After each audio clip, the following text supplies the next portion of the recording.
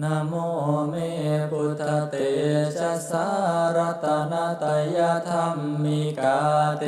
ชะปสิทธิปสิทธิวานารายปรเมสุราสิทธิพระมาจาอินทาจตุโรกาคัมพีรักขกาสมุทธาภูตุงคังคาจะสัพพมชัยยปสิทธิภวันตุเตชัยชัยทรณิทรณีอุทติอุทตินาทินาทิชัยชัยขคนละตนละนิสัยนิไรไสเสนาเมรุราชพลนรชิชัยชัยคัมภิระสมพินาเขนตนาเขปิสัจพุทธกาลีชัยชัยทุนนิมิตโรขีชัยชัยสิงคีสุธาธานโมคชาชัยชัยวรุณนโมคาสาตราชัยชัยจัมปาตินาคกุลกันทุกชัยชัยกัจจคนนตุรงสุกรภูชงสีหาปิยกติปาชัยชัยวรุณนโมคายาตราจิตชิตเสนารีปุณสุทินรติชัยชัยสุขาสุขาชีวิชัยชัยทรณิตเรสัทธาสุชัยยาชัยชัยท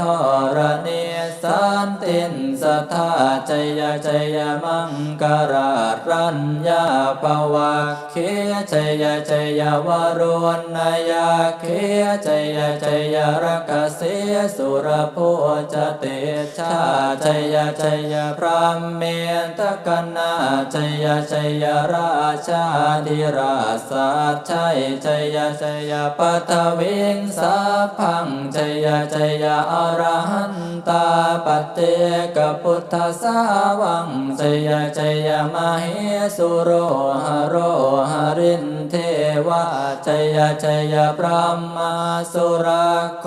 ชัยชัยนาโควิรุณหโกวิรูปะโคจันทิมารวิอินโทจเวนะเตยโยจักุเวโรวรุณโนปิจาอคิวายโยจะปาชนโหกุมารโรทัตตรทโกอัฏฐารสมหาเทวาสิทธิตาปัสสะทโยอิสิโนสาวกาสาพชัยยราโมภวันตุเตชัยธรรมโมจะสังโฆจะทัสสปาโลจะชัยยกังเอเตนะชัยยเตเชนะชัยยโสทิภวันตุเตเอเตนะพุทธเตเชนะโหนตุเตชัยมังคลังชัยโยปิพุทธัสสะสิริมาโตอายังมารัสสะจะปาปิมาโตปราชัยโยอุโคสยัมโพธิมันเตปโมทิตาชัยยตถาพระมคณามหิสิโนชัยโยปิพุทธัสสะสิริมาโตอายังมารัสสะจะปาปิมาโตปราชโยอุโคสยัมโพธิมันเตปโมทิตาชัยยตถาอินทคณามหิสิโนชัยโยปิพุทธัสสะสิริมาโตอายังมารัสสะจะปาปิมาโตปราชโยอุโคสยัมโพธิมันเตปโมทิตาชัยยตถาเทวคณามหิสิโนชัยโยปิพุทธัสสะสิริมาโตอายังมารัสสะจะปาปิมาโตปราชโยอุโคสยัมโพธิมันเตปโมทิตาชัยยตถาสุปันนคณามหิสิโนชัยโยปิพุทธัสสะสิริมาโตอายังมารัสสะจะปาปิมา มาโตปราชโยอุโคสยัมโพธิมันเตปโม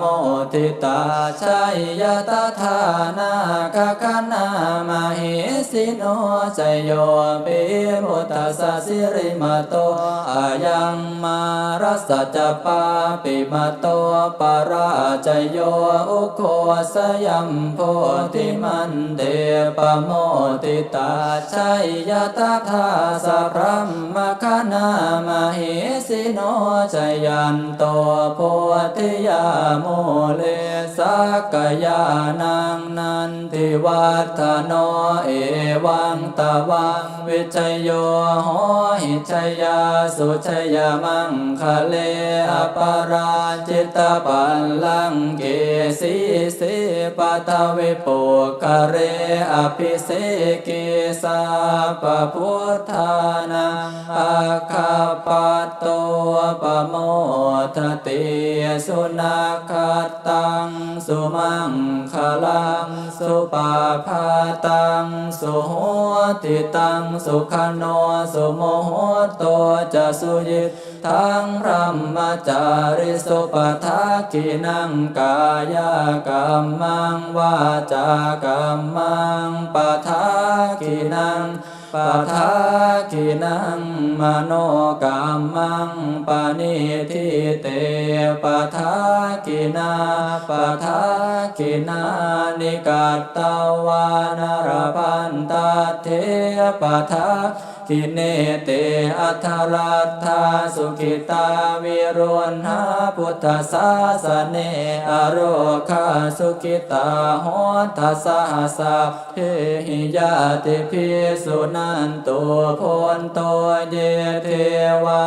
สมิงทาเนอติคตาทิคายุกา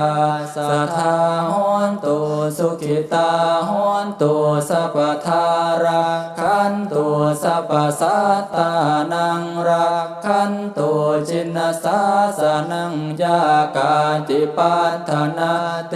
สังสัพเพปุเรนตุมโนรัฐายุตกาเลภวัสสันตุวัสสังวาสาวราหการโรคาจุปัฏฐวาเตสังนิวาเรนตุจะสัพพทากายสุขังจิตติสุขังอรหันตุยะถารัง